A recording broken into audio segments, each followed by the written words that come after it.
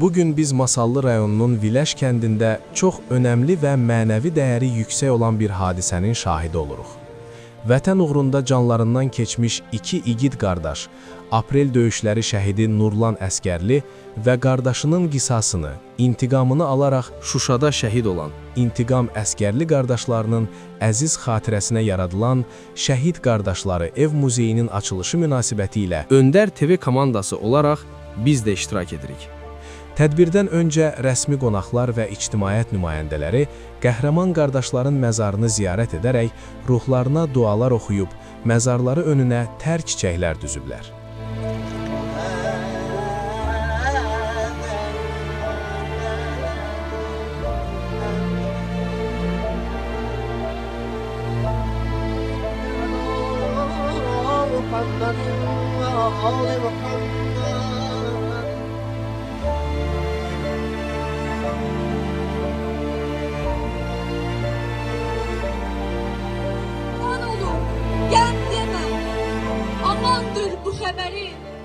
Anama birdən demə, yıxılıb azacıq, əl ayağını cızıb. Ona görə komandir uşağı evə yazıb. Bu muzey sadəcə bir xatirə məkanı deyil, bu qəhrəmanlığın, fədakarlığın və vətən sevgisinin canlı təcəssümüdür. Burada nümayiş olunan şəxsi əşyalar, fotolar və həyat hekayələri gələcək nəsillərə örnək olacaq. Onların vətənpərvərlik ruhunda böyüməsinə böyük töhfə verəcəkdir.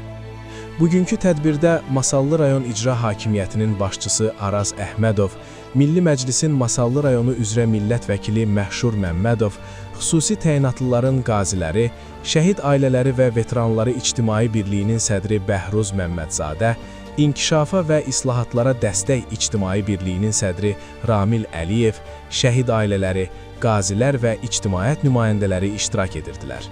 Bu, şəhidlərimizin xatirəsinə verilən yüksək dəyərin bariz nümunəsidir.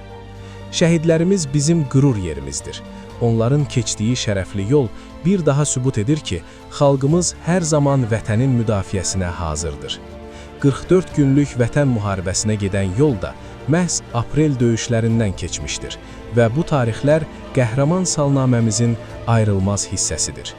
Bugün burada toplaşmağımızın əsas məqsədi yalnız xatırlamaq deyil, eyni zamanda onların ideallarını yaşatmaq, gələcək nəsillərə ötürməkdir.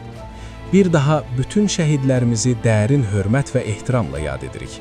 Allah onlara rəhmət eləsin, ruhları şad olsun.